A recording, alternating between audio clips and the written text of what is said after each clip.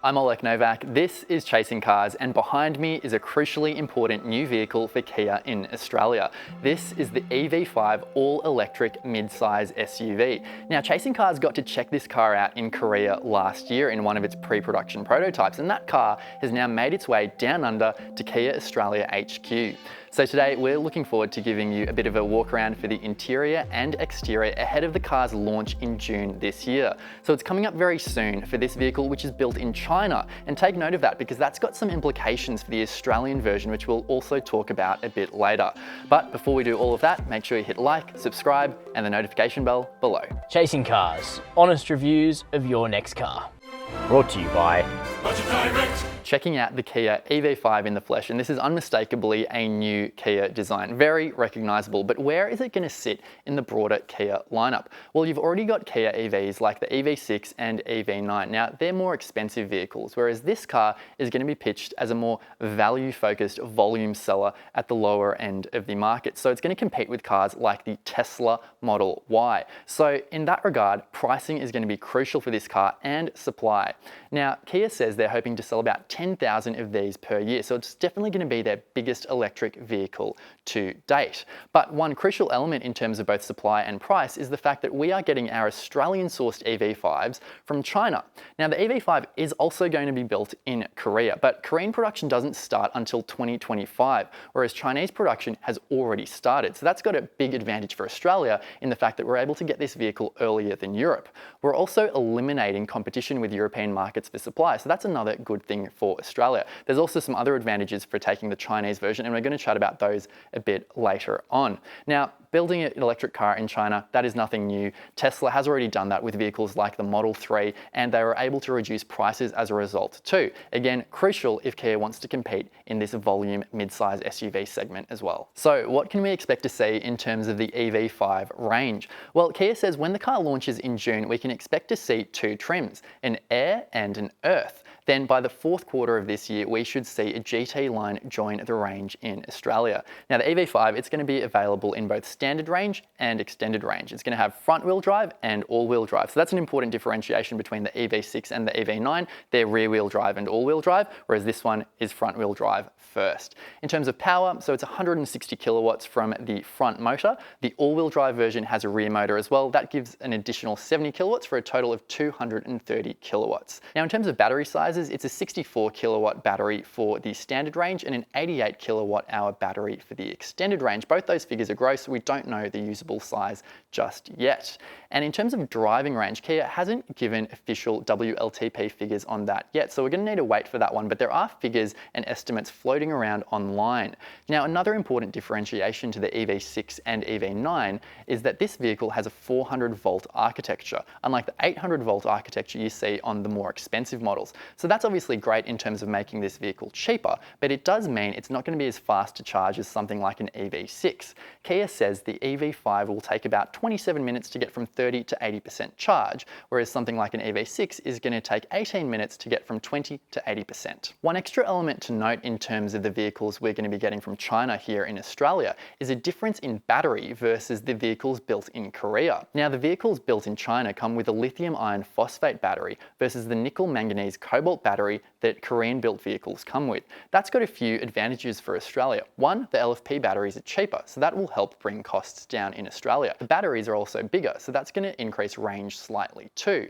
Thirdly, in terms of charging, the LFP batteries can be charged to 100% all the time, versus the NMC batteries, which are recommended to be charged to 80% most of the time. So if you're doing lots of long distance trips, the LFP batteries is going to be advantageous as well. The Kia EV5 we've got with us here today is in the global hero colour of frost blue, and it looks quite nice in the flesh. One thing you will notice, as I mentioned earlier, is that this is unmistakably a Kia design. It's definitely in keeping with their current design philosophy.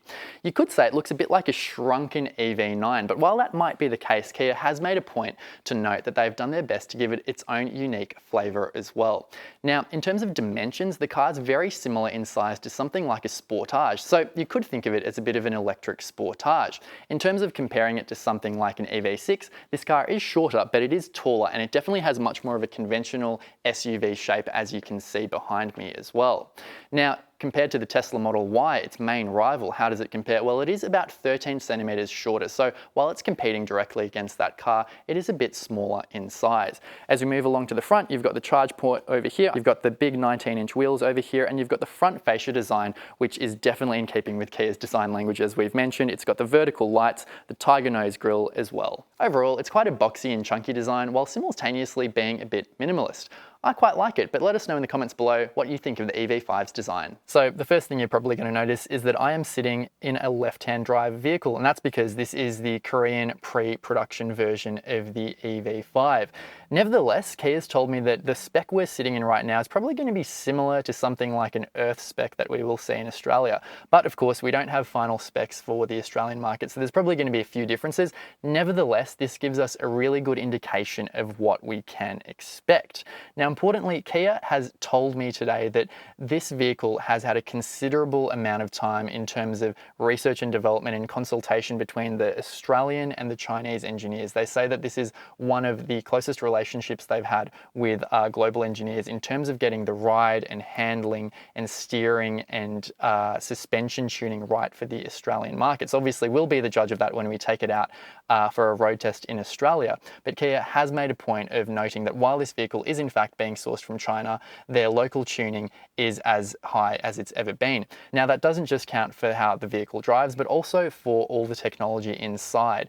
And Kia says that they are actively targeting a 5-star ANCAP safety rating. So you can expect this car to be fully loaded with safety kit, both passive and active, and a lot of driver assistance when it comes to Australia. Importantly, Kia has noted that they've gone to a lot of effort in terms of the local tuning. So whether it be the speed sign recognition, things like that, just getting that local tuning right for Australian roads. So again, we'll see what that has eventuated to when we get this out onto the open road from the June launch. But what is the rest of the interior like? Well, it is quite familiar to a lot of modern Kias. There's some elements here like the 12.3-inch dual screens you've got in front of you, although you've got a little screen connecting them here for the HVAC controls, which do make it seem like a bit more of a more seamless one-screen unit. So that's quite cool. Similarly to the EV9, there's quite a similar dash layout. You've got the buttons that are integrated here into the dash as well, and you've got quite a lot of space around you. The visibility seems pretty good. The seats are comfy.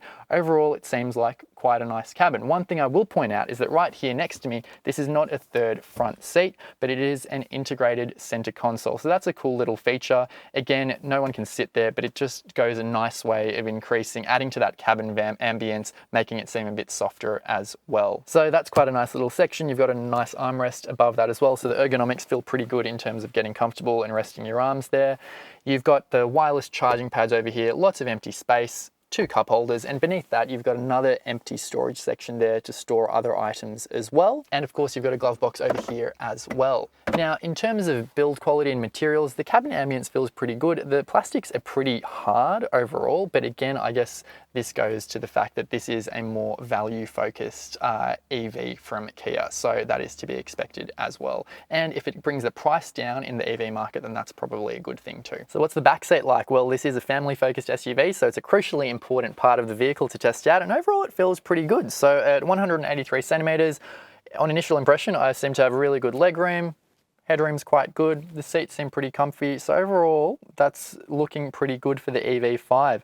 It's got a few cool features around here. So you've got these on the back of the headrest. So that appears to be for hanging your coats or shirts to ensure the collar remains intact. You've also got a little hook here to hang items as well. In terms of rear air vents, so you don't have them in the center, but you've got them on either side for each passenger as well. You've got map pockets, and over here on the passenger side, you've got a little tray table like you're on a plane as well. So that's a nice little feature there.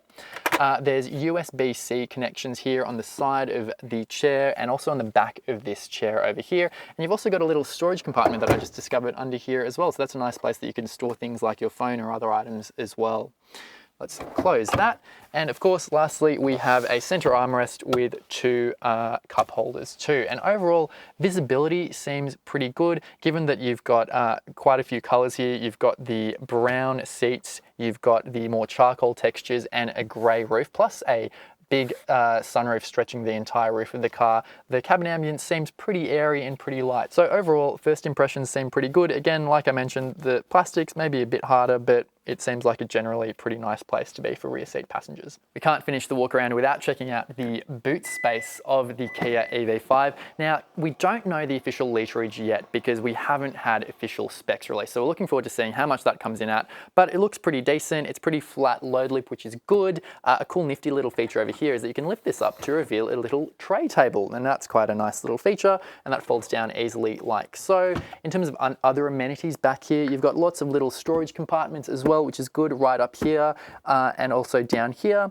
You've got lots of hooks all around the cabin, and you've got a wall socket as well, so you can charge items in there as well.